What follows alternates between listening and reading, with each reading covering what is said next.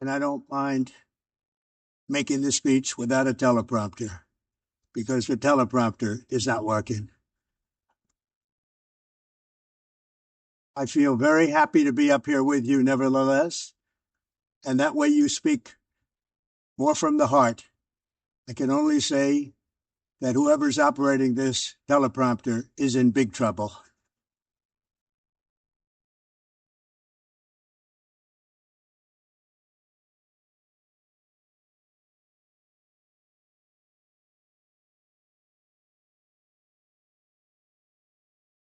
Hello, Madam First Lady.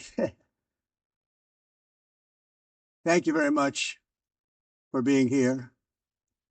And Madam President, Mr. Secretary General, First Lady of the United States, distinguished delegates, ambassadors, and world leaders. 6 years have passed since I last stood in this grand hall and addressed a world that was prosperous and at peace in my first term. Since that day, the guns of war have shattered the peace I forged on 2 continents. An era of calm and stability gave way to one of the great crises of our time. And here in the United States, 4 years of weakness, lawlessness, and radicalism under the last administration delivered our nation into a repeated set of disasters. 1 year ago, our country was in deep trouble, but today, just 8 months into my administration, we are the hottest country anywhere in the world, and there is no other country even close. America is blessed with the strongest economy, the strongest borders, the strongest military, the strongest friendships, and the strongest spirit of any nation on the face of the earth. This is indeed the golden age of America. We are rapidly reversing the economic calamity we inherited from the previous administration, including ruinous price increases and record-setting inflation like we've never had before. Under my leadership, energy costs are down, gasoline prices are down, grocery prices are down, mortgage rates are down, and inflation has been defeated. The only thing that's up is the stock market, which just hit a record high. In fact, it hit a record high 48 times in the last short period of time. Growth is surging, manufacturing is booming. The stock market, as I said, is doing better than it's ever done. And all of you in this room benefit by that, almost everybody. And importantly, workers' wages are rising at the fastest pace in more than 60 years. And that's what it's all about, isn't it? In 4 years of President Biden, we had less than $1 trillion of new investment into the United States. In just 8 months since I took office, we have secured commitments and money already paid for $17 trillion. Think of it, 4 years, less than $1 trillion, 8 months, much more than $17 trillion is being invested in the United States, and it's now pouring in from all parts of the world. We've implemented the largest tax cuts in American history and the largest regulation cuts in American history, making this once and again the best country on earth to do business. And many of the people in this room are investing in America, and it's turned out to be an awfully good investment during this 8-month period. In my first term, I built the greatest economy in the history of the world. We had the best economy ever, history of the world. And I'm doing the same thing again, but this time it's actually much bigger and even better. The numbers far surpass my record-setting first term. On our southern border, we have successfully repelled a colossal invasion. And for the last 4 months, and that's 4 months in a row, the number of illegal aliens admitted and entering our country has been 0.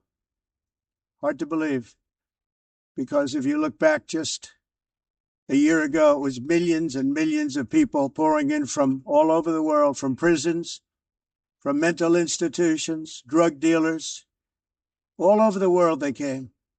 They just poured into our country with the ridiculous open border policy of the Biden administration. Our message is very simple. If you come illegally into the United States, you're going to jail, or you're going back to where you came from, or perhaps even further than that. You know what that means. I want to thank the country of El Salvador for the successful and professional job they've done in receiving and jailing so many criminals that entered our country. And it was under the previous administration that the number became record-setting, and they're all being taken out. We have no choice. And other countries have no choice because other countries are in the exact same situation with immigration. It's destroying your country, and you have to do something about it. On the world stage, America is respected again like it has never been respected before. You think about 2 years ago, 3 years ago, 4 years ago, or 1 year ago, we were a laughingstock all over the world. At the NATO summit in June, virtually all NATO members formally committed to increased defense spending at my request from 2% to 5% of GDP, making our alliance far stronger and more powerful than it was ever before. In May, I traveled to the Middle East to visit my friends and rebuild our partnerships in the Gulf, and those valued relationships with Saudi Arabia, Qatar, and the UAE and other countries are now, I believe, closer than ever before. My administration has negotiated one historic trade deal after another, including with the United Kingdom, the European Union, Japan, South Korea, Vietnam, Indonesia, the Philippines, Malaysia, and many, many others. Likewise, in a period of just 7 months, I have ended 7 unendable wars. They said they were unendable. You're never going to get them solved. Some were going for 31 years, 2 of them, 31, think of it, 31 years. One was 36 years. One was 28 years. I ended 7 wars. And in all cases, they were raging with countless thousands of people being killed. This includes Cambodia and Thailand, Kosovo and Serbia, the Congo and Rwanda, a vicious, violent war that was, Pakistan and India, Israel and Iran, Egypt and Ethiopia, and Armenia and Azerbaijan. It included all of them. No president or prime minister, and for that matter, no other country has ever done anything close to that. And I did it in just 7 months. It's never happened before. There's never been anything like that. I'm very honored to have done it. It's too bad that I had to do these things instead of the United Nations doing them. And sadly, in all cases, the United Nations did not even try to help in any of them. I ended 7 wars, dealt with the leaders of each and every one of these countries, and never even received a phone call from the United Nations offering to help in finalizing the deal. All I got from the United Nations was an escalator that on the way up stopped right in the middle.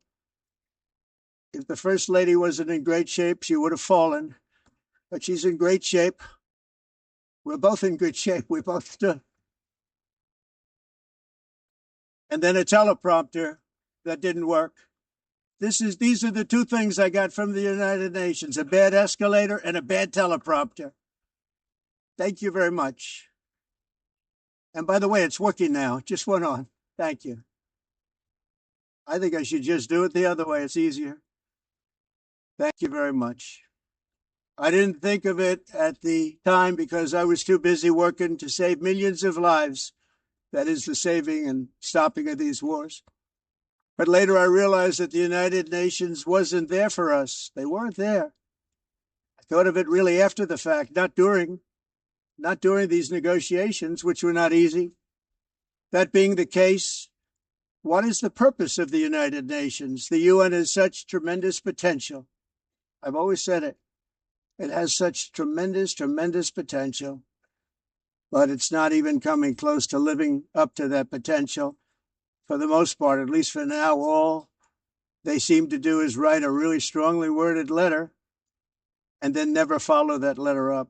It's empty words, and empty words don't solve war. The only thing that solves war and wars is action. Now, after ending all of these wars and also earlier negotiating the Abraham Accords, which is a very big thing for which our country received no credit, never receives credit. Everyone says that I should get the Nobel Peace Prize for each one of these achievements. But for me, the real prize will be the sons and daughters who live to grow up with the mothers and fathers, because millions of people are no longer being killed in endless and unglorious wars. What I care about is not winning prizes, it's saving lives. We saved millions and millions of lives with the 7 wars. And we have others that we're working on, and you know that. Many years ago, a very successful real estate developer in New York, known as Donald J. Trump, I bid on the renovation and rebuilding of this very United Nations complex. I remember it so well. I said at the time that I would do it for $500 million, rebuilding everything. Be beautiful. I used to talk about, I'm going to give you marble floors. They're going to give you terrazzo. I'm going to give you the best of everything. You're going to have mahogany walls. They're going to give you plastic. But they decided to go in another direction, which was much more expensive at the time, and which actually produced a far inferior product. And I realized that they did not know what they were doing when it came to construction, and that their building concepts were so wrong, and the product that they were proposing to build was so bad and so costly. It was going to cost them a fortune. And I said, and wait till you see the overruns. Well, I turned out to be right. They had massive cost overruns and spent between $2 and $4 billion on the building and did not even get the marble floors that I promised them. You walk on terrazzo. Do you notice that? As far as I'm concerned, frankly, looking at the building and getting stuck on the escalator, they still haven't finished the job. They still haven't finished. That was years ago. The project was so corrupt that Congress actually asked me to testify before them on the tremendous waste of money, because it turned out that they had no idea what it was, but they knew it was anywhere between $2 and $4 billion as opposed to 500 million with a guarantee. But they had no idea, and I said it cost much more than $5 billion. Unfortunately, many things in the United Nations are happening just like that, but on an even much bigger scale, much, much bigger. Very sad to see. Whether the UN can manage to play a productive role, I've come here today to offer the hand of American leadership and friendship to any nation in this assembly that is willing to join us in forging a safer, more prosperous world. And it's a world that we'll be much happier with. A dramatically better future is within our reach. But to get there, we must reject the failed approaches of the past and work together to confront some of the greatest threats in history. There is no more serious danger to our planet today than the most powerful and destructive weapons ever devised by man, of which the United States, as you know, has many. Just as I did in my first term, I've made containing these threats a top priority, starting with the nation of Iran. My position is very simple. The world's #1 sponsor of terror can never be allowed to possess the most dangerous weapon. That's why, shortly after taking office, I sent the so-called Supreme Leader a letter making a generous offer. I extended a pledge of full cooperation in exchange for a suspension of Iran's nuclear program. The regime's answer was to continue their constant threats to their neighbors and U.S. interests throughout the region, and some great countries that are right nearby. Today, many of Iran's former military commanders In fact, I can say almost all of them are no longer with us. They're dead. And 3 months ago, in Operation Midnight Hammer, 7 American B-2 bombers dropped the 14 30,000-pound each bombs on Iran's key nuclear facilities, totally obliterating everything. No other country on earth could have done what we did. No other country has the equipment to do what we did. We have the greatest weapons on earth. We hate to use them. But we did something that for 22 years people wanted to do. With Iran's nuclear enrichment capacity demolished, I immediately brokered an end to the 12-day war, as it's called, between Israel and Iran, with both sides agreeing to fight no longer. As everyone knows, I have also been deeply engaged in seeking a ceasefire in Gaza. Have to get that done. Have to get it done. Unfortunately, Hamas has repeatedly rejected reasonable offers to make peace. We can't forget October 7th, can we? Now, as if to encourage continued conflict, some of this body is seeking to unilaterally recognize a Palestinian state. The rewards would be too great for Hamas terrorists for their atrocities. This would be a reward for these horrible atrocities, including October 7th, even while they refuse to release the hostages or accept a ceasefire. Instead of giving to Hamas and giving so much, because they've taken so much, they have taken so much. This could have been solved so long ago. But instead of giving in to Hamas's ransom demands, those who want peace should be united with one message: release the hostages now. Just release the hostages now. Okay.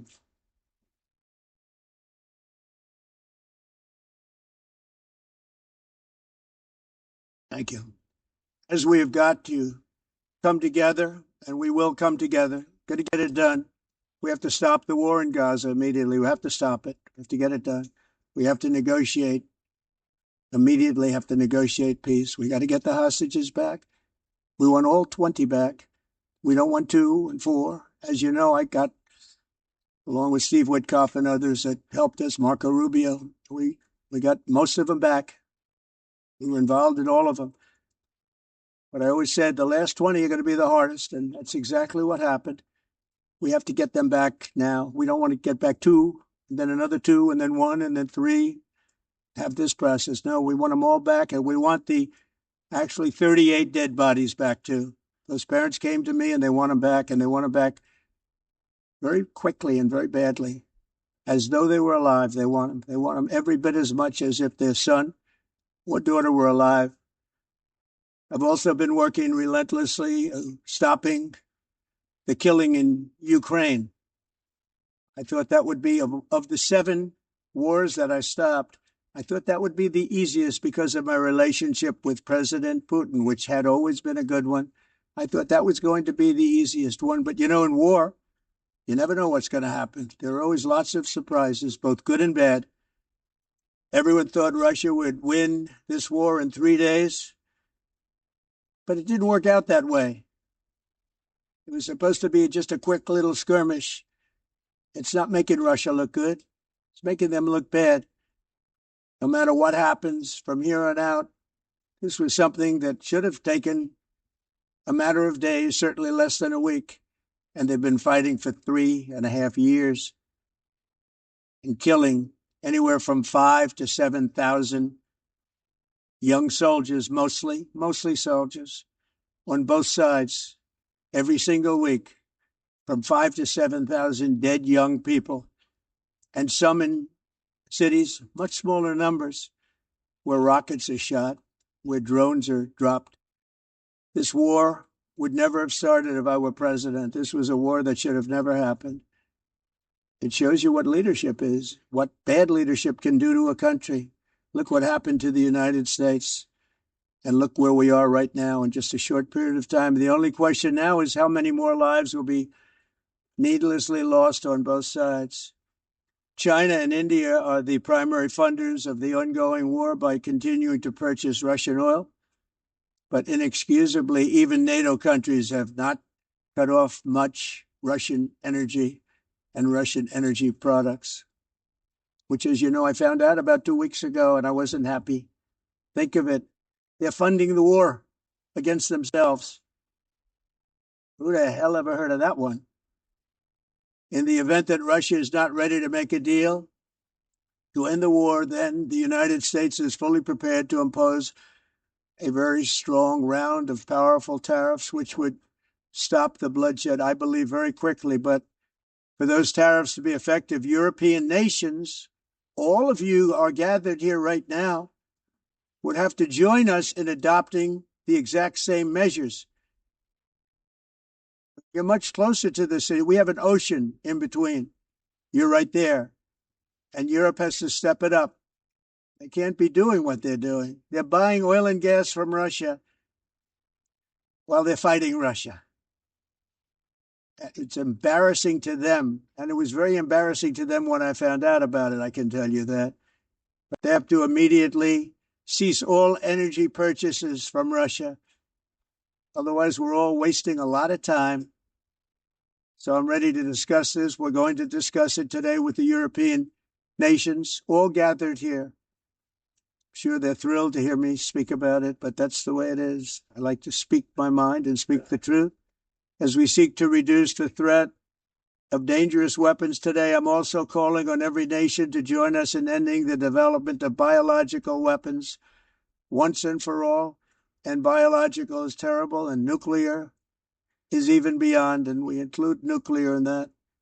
We want to have a cessation of the development of nuclear weapons. We know, and I get to view it all the time. Sir, would you like to see? And I look at weapons that are so powerful that we just can't ever use them.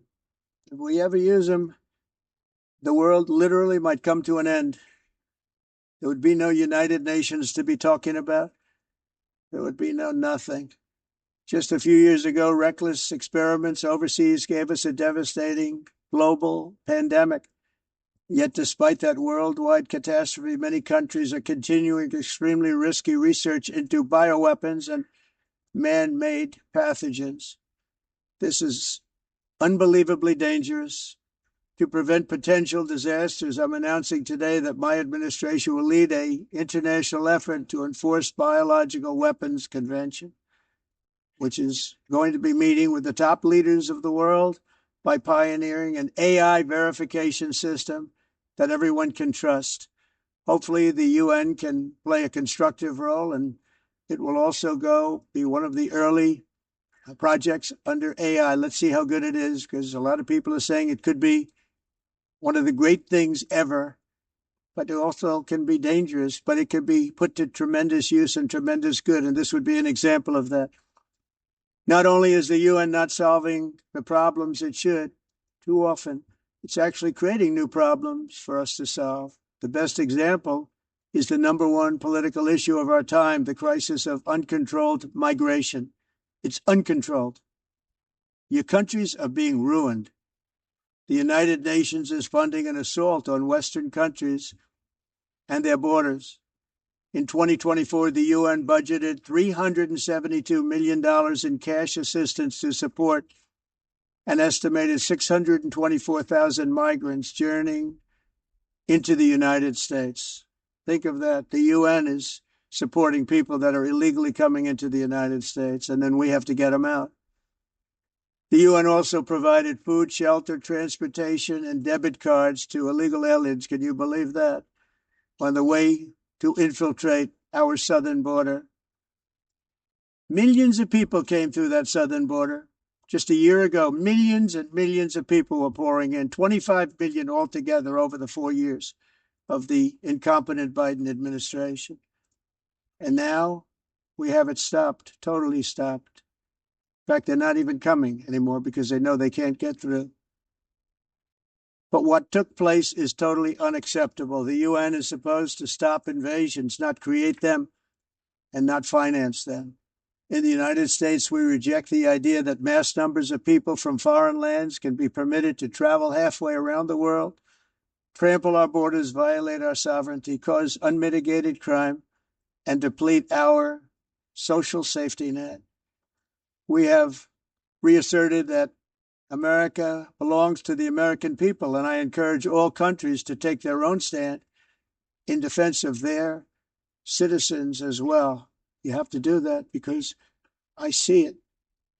I'm not mentioning names. I see it, and I could call every single one of them out. You're destroying your countries. They're being destroyed. Europe is in serious trouble. They've been invaded by a force of illegal aliens like nobody's ever seen before. Illegal aliens are pouring into Europe. Nobody has ever, and nobody's doing anything to change it, to get them out.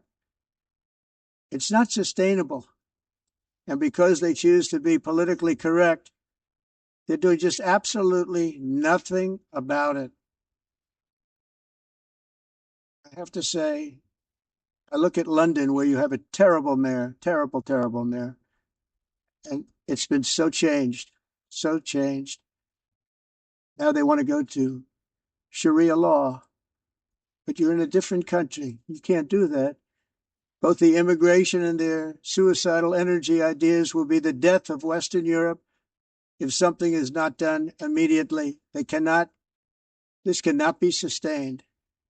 What makes the world so beautiful is that each country is unique.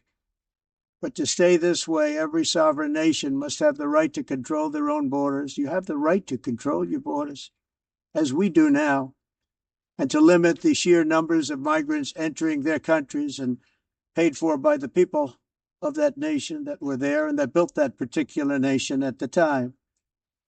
They put their blood, sweat, tears, money into that country, and now they're being ruined. Proud nations must be allowed to protect their communities and prevent their societies from being overwhelmed by people they have never seen before, with different customs, religions, with different everything. Where migrants have violated laws, lodged false asylum claims, or claimed refugee status for illegitimate reasons, they should, in many cases, be immediately sent home. And while we will always have a big heart for places and people that are struggling and truly compassionate, answers will be given.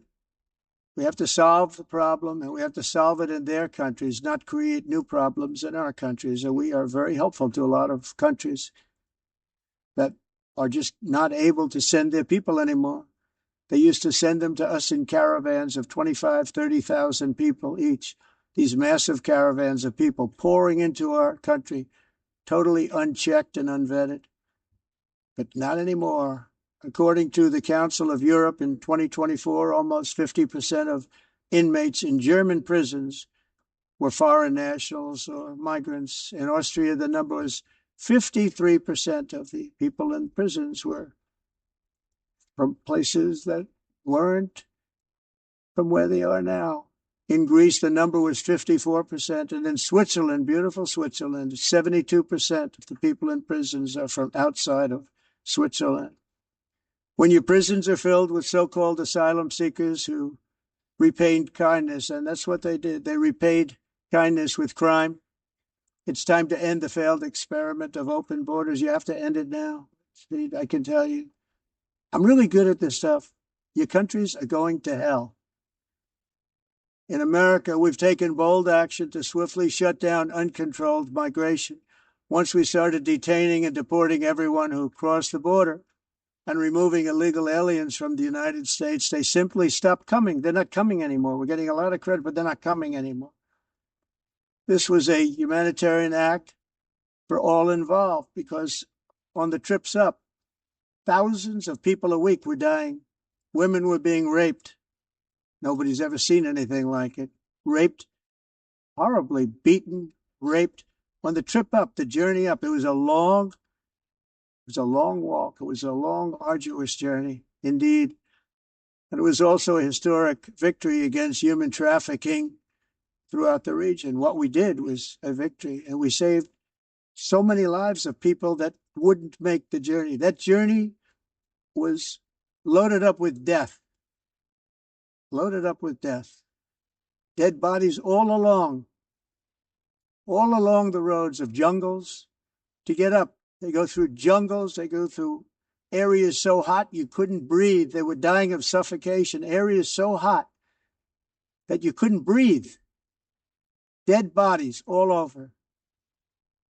By them not coming, we're saving tremendous numbers of lives. My people have done a fantastic job in doing what they did, and the American public agrees with it. I mean, I was very proud to see this morning have the highest poll numbers I've ever had. Part of it is because of what we've done on the border. I guess the other part is what we've done in the economy. Joe Biden's policies empowered murderous gangs, human smugglers, child traffickers, drug cartels, and prisoners from all over the world. The previous administration also lost nearly 300,000 children. Think of that. They lost more than 300,000 children, little children, who were trafficked into the United States on the Biden watch, many of whom have been raped, exploited, and abused, and sold. Sold. Nobody talks about that. The fake news doesn't write about it. With many others, young children who are missing or dead. We found a lot of these children and we're sending them back. We've been sending them back to their parents. They said, nobody knows who they are. They said, where do you come from? And they'll give us a country and we'll find out and we'll figure it out and we'll bring them back to their homes. And the mother and father rush to the door and their tears in their eyes. They can't believe that they're seeing their son or daughter, their little son or daughter again. We've done almost 30,000 of them so far. Any system that results in the mass trafficking of children is inherently evil. Yet that is exactly what the globalist migration agenda has done, and it's what it's all about. In America, those days, as you know, are over. The Trump administration is working, and we are continuing to work to track down the villains that are causing this problem. And also, as I said, to get back the 30,000 we've already returned. Now I think we're going to have another. We're going to find a lot.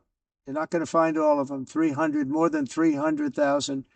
They're lost or they're dead. They're lost or they're dead because of the animals that did this. To protect our citizens, I've also designated multiple savage drug cartels as far as and you see this, and you see it happening right before your eyes. Let's put it this way. People don't like taking big loads of drugs in boats anymore. There aren't too many boats that are traveling on the seas by Venezuela. They tend not to want to travel very quickly anymore. And we've virtually stopped drugs coming into our country by sea. We call them the water drugs. They kill hundreds of thousands of people. I've also designated multiple savage drug cartels as far as foreign terrorist organizations, along with two bloodthirsty transnational gangs, probably the worst gangs anywhere in the world, MS-13 and Tren de Aragua. Tren de Aragua is from Venezuela, by the way. Such organizations torture, maim, mutilate, and murder with impunity. They're the enemies of all humanity. For this reason, we've recently begun using the supreme power of the United States military to destroy Venezuelan terrorists and trafficking networks led by Nicolas Maduro. To every terrorist thug smuggling poisonous drugs into the United States of America, please be warned that we will blow you out of existence. That's what we're doing. We have no choice. Can't let it happen. They're destroying. I believe we lost 300,000 people last year to drugs, 300,000. Fentanyl and other drugs. Each boat that we sink carries drugs that would kill more than 25,000 Americans. We will not let that happen. Energy is another area where the United States is now thriving like never before. We're getting rid of the falsely named renewables. By the way, they're a joke. They don't work. They're too expensive. They're not strong enough to fire up the plants that you need to make your country great. The wind doesn't blow. Those big windmills are so pathetic and so bad, so expensive to operate. And they have to be rebuilt all the time, and they start to rust and rot. Most expensive energy ever conceived, and It's actually energy. You're supposed to make money with energy, not lose money. You lose money, the governments have to subsidize. You can't put them out without massive subsidies. And most of them are built in China, and I give China a lot of credit. They build them, but they very few wind farms. So why is it that they build them and they send them all over the world, but they barely use them? You know what they use? Coal. They use gas. They use almost anything, but they don't like wind. But they sure as hell like selling the windmills. Europe, on the other hand, is a long way to go, with many countries being on the brink of destruction because of the green energy agenda. And I give a lot of credit to Germany. Germany was being led down a very sick path, both on immigration, by the way, and on energy. They were going green and they were going bankrupt. And the new leadership came in, and they went back to where they were with fossil fuel and with nuclear, which is good. It's now safe. You can do it properly. But they went back to where they were, and they opened up a lot of different plants, energy producing plants, and they're doing well. I give Germany a lot of credit for that. They've said this is a disaster, what's happening. They were going all green. All green is all bankrupt. That's what it represents. And it's not politically correct. I'll be very badly criticized for saying it, but I'm here to tell the truth. I don't care. It doesn't matter to me. I'm in New York City. I'm feeling a lot safer. We're getting crime down. And by the way, speaking of crime, Washington, D.C. was the crime capital of America. Now it's after 12 days, it's a totally safe city. Everyone's going out to dinner. They're going out to restaurants. Your wife can walk down the middle of the street with or without you. Nothing's going to happen. My people have done a fantastic job. And yes, I called in the National Guard, and the National Guard took care of business, and they weren't politically correct, but they took care of business. We got 1,700 career criminals out, brought them back to where they came from, the countries where they came from, or put them in jails.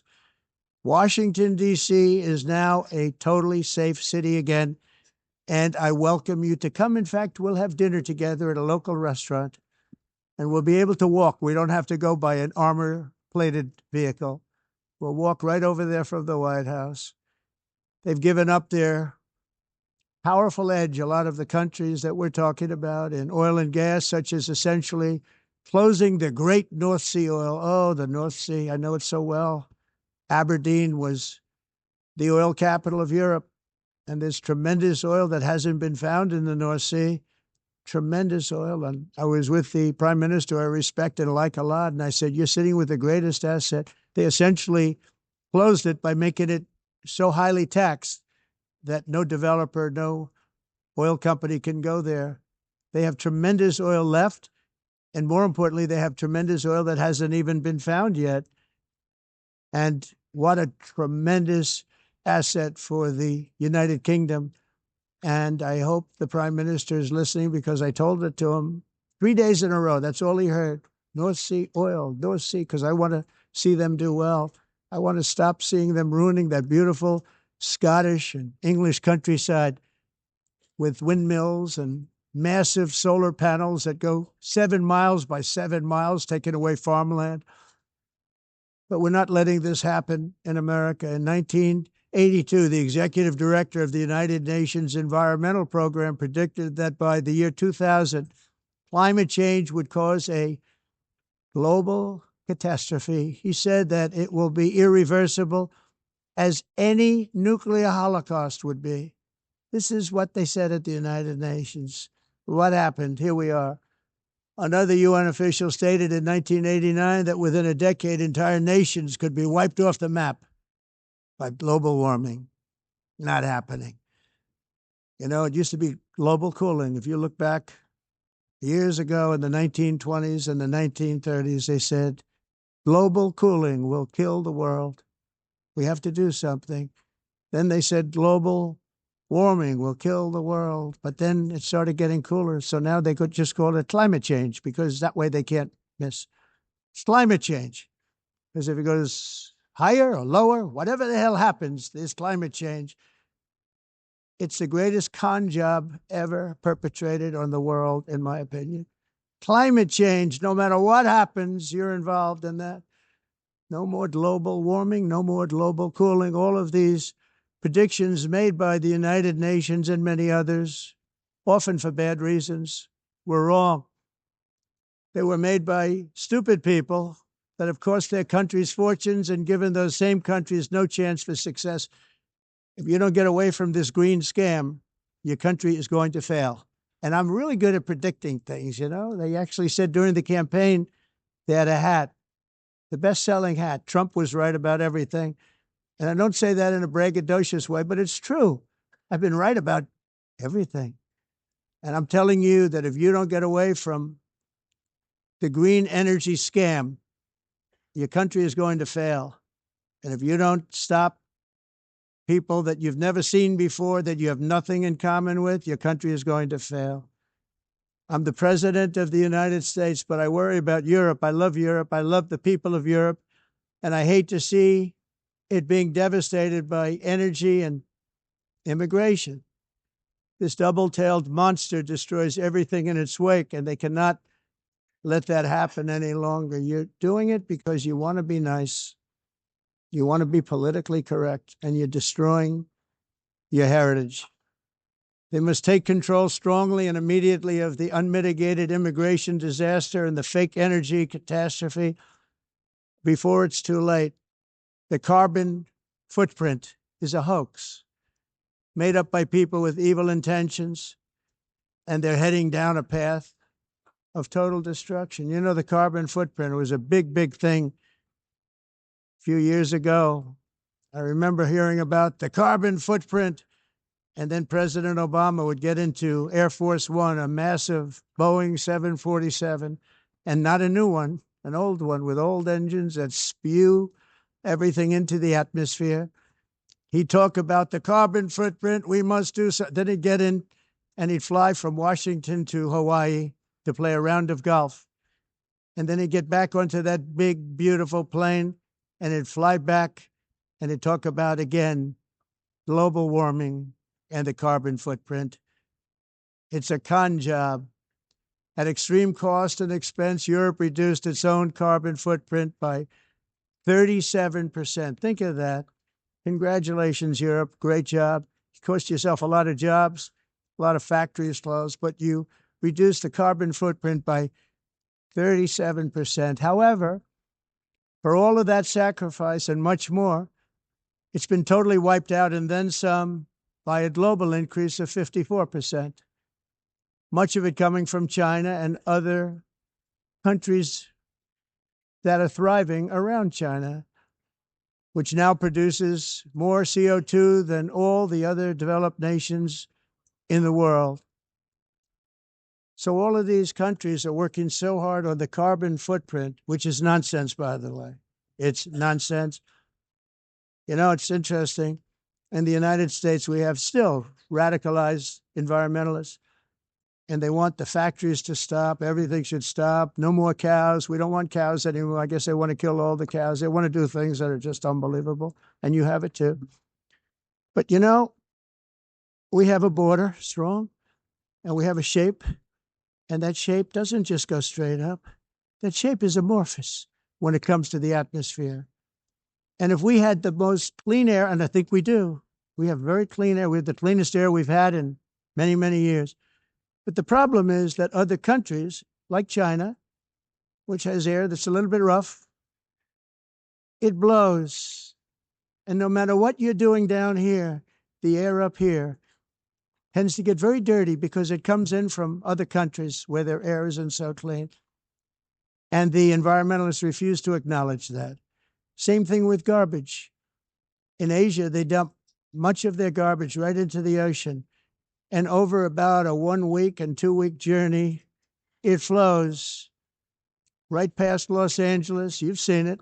Massive amounts of garbage, almost too much to do anything about, flowing past Los Angeles, past San Francisco. And then somebody will get in trouble because he dropped a cigarette on the beach. The whole thing is crazy. The primary effect of these brutal green energy policies has not been to help the environment, but to redistribute manufacturing and industrial activity from developed countries that follow the insane rules that are put down to polluting countries that break the rules and are making a fortune. They're making a fortune. European electricity bills are now 4 to 5 times more expensive than those in China and 2 to 3 times higher than the United States. And our bills are coming way down. You probably see that our gasoline prices are way down. You know, we have an expression, drill, Nós baby, drill. And reduzimos os that's what we're custos doing. de We're going to be much energia lower in a year porque from now. nós But faremos they've come como way down over the last year. vamos fazer As a tudo result, isso, reduzir os every custos de energia air conditioner e os is custos like diminuíram nos Estados Unidos. very uncommon to see one in some of these Por countries exemplo, because se the você olhar electric costs are so high. So while os the U.S. has países em approximately fatura de energia, 1,300 heat-related deaths nós não annually, that's a lot. climatizamos, Europe loses mas more than nós nos Estados Unidos 175,000 people to heat deaths conseguimos each year. Because the cost is so usar expensive, you eles can't e turn on an air evitar conditioner. What is that all about? That's aumento not da Europe. temperatura, That's not the Europe porque é that I muito love caro and também know. usar All nada in the e name ninguém of usa pretending to stop the global isso. warming hoax. The entire globalist A concept of asking successful industrialized nations to inflict esse pain on agenda themselves mundialista não and tem nenhum radically sentido. disrupt their entire societies must be rejected País completely and totally, and it must be immediate. That's why in America I withdrew from the fake Paris Climate Accord, where, by the way, America was paying so much more than every country. Others weren't paying. China didn't have to pay until 2030. Russia was given an old standard that was easy to meet, a 1990 standard. But for the United States, we're supposed to pay like $1 trillion. And I said, this is another scam. The fact is, the United States has been taken advantage of by the world for many, many years, but not any longer, as you probably noticed. I unleashed massive energy production and signed historic executive orders to hunt for oil, but we don't have to do much hunting because we have the most oil of any nation anywhere, oil and gas in the world. And if you add coal, we have the most of any nation in the world. Clean, I call it clean, beautiful coal. You can do things today with coal that you couldn't have done 10 years ago, 15 years. So I have a little standing order in the White House. Never use the word coal, only use the words clean, beautiful coal. Sounds much better, doesn't it?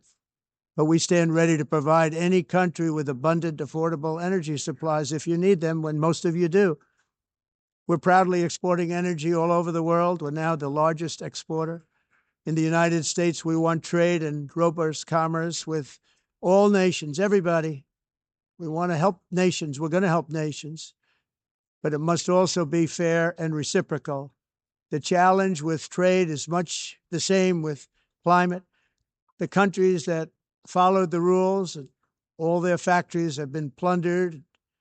It's really sad to watch. They've been broken. They've been broken by countries that broke the rules. That's why the United States is now applying tariffs to other countries, and much as these tariffs were for many years applied to us, uncontrollably applied to us, we've used tariffs as a defense mechanism under the Trump administration, including my first term, where hundreds of billions of dollars in tariffs were taken in. And by the way, we had the lowest inflation, and now we have very low inflation. The only thing different is that we have hundreds of billions of dollars flowing into our country. But this is how we will ensure that the system works for everyone and is sustainable into the future. We're also using tariffs to defend our sovereignty and security throughout the world, including against nations that have taken advantage of former U.S. administrations for decades, including the most corrupt, incompetent administration in history, the sleepy Joe Biden administration. Brazil now faces major tariffs in response to its unprecedented efforts to interfere in the rights and freedoms of our American citizens and others, with censorship, repression, weaponization, judicial corruption, and targeting of political critics in the United States. I have a little problem saying this because I must tell you, I was walking in and the leader of Brazil was walking out. We saw him, and I saw him, he saw me, and we embraced. And then I'm saying, can you believe I'm going to be saying this in just 2 minutes? But we actually agreed that we would meet next week. We didn't have much time to talk, like about 20 seconds. They were in retrospect, I'm glad I waited because this thing didn't work out too well. But we did talk. We had a good talk, and we agreed to meet next week, if that's of interest. But he seemed like a very nice man, actually. He liked me, I liked him. But if you, and I only do business with people I like. When I don't like them, I don't like them. But we had, at least for about 39 seconds, we had excellent chemistry. It's a good sign. But also in the past, Brazil, can you believe this, unfairly tariffed our nation, but now because of our tariffs, we are hitting them back, and we're hitting them back very hard. As president, I will always defend our national sovereignty and the rights of American citizens. So I'm very sorry to say this, that Brazil is doing poorly and will continue to do poorly. They can only do well when they're working with us. Without us, they will fail, just as others have failed. It's true. Next year, the United States will celebrate the 250th anniversary of our glorious independence, a testament to enduring power and American freedom and spirit.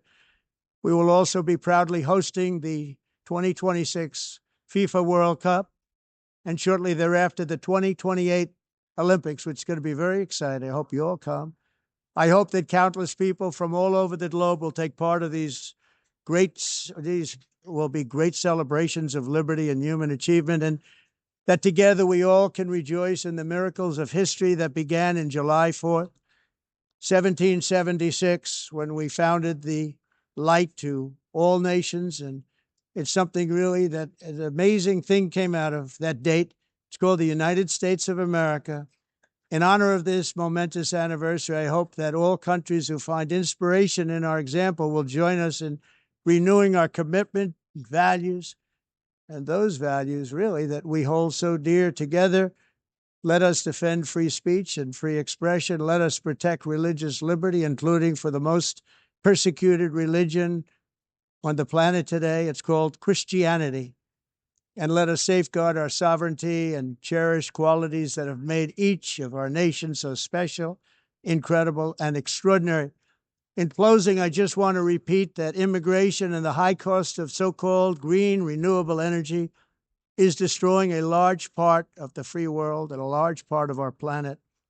Countries that cherish freedom are fading fast because of their policies on these two subjects.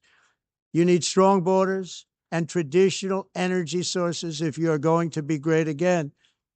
Whether you have come from north or south, east or west, near or far, every leader in this beautiful hall today represents a rich culture, a noble history, and a proud heritage that makes each nation majestic and unique, unlike anything else in human history or any other place on the face of the earth. From London to Lima, from Rome to Athens, from Paris to Seoul, from Cairo to Tokyo and Amsterdam to right here in New York City, we stand on the shoulders of the leaders and legends, generals and giants, heroes and titans who won and built our beloved nations, all of our nations, with their own courage, strength, spirit, and skill. Our ancestors climbed mountains, conquered oceans, crossed deserts, and trekked over wide open plains. They charged into thunderous battles, plunged into grave dangers, and they were soldiers and farmers and workers and warriors and explorers and patriots. They built towns into cities, tribes into kingdoms, ideas into industries, and small islands into mighty empires. You're a part of all of that. They were champions for their people who never gave up and who never, ever gave in. Their values defined our national identities. Their visions forged our magnificent destiny. Everybody in this room is a part of it in your own way. Each of us inherits the deeds and the myths the triumphs, the legacies of our own heroes and founders who so bravely showed us the way. Our ancestors gave everything for homelands that they defended with pride, with sweat, with blood, with life, and with death. Now the righteous task of protecting the nations that they built belongs to each and every one of us. So together, let us uphold our sacred duty to our people and to our citizens. Let us protect their borders, ensure their safety, preserve their cultures, treasure, and traditions, and fight for their precious dreams and their cherished freedoms. And in friendship and really a beautiful vision, let us all work together to build a bright, beautiful planet, a planet that we all share, a planet of peace and a world that is richer, better, and more beautiful than ever before. That can happen. It will happen. It will happen, and I hope it can happen and start right now, right at this moment. We'll turn it around. We're going to make our countries better, safer, more beautiful. We're going to take care of our people. Thank you very much. It's been an honor. God bless the nations of the world. Thank you very much. Bye.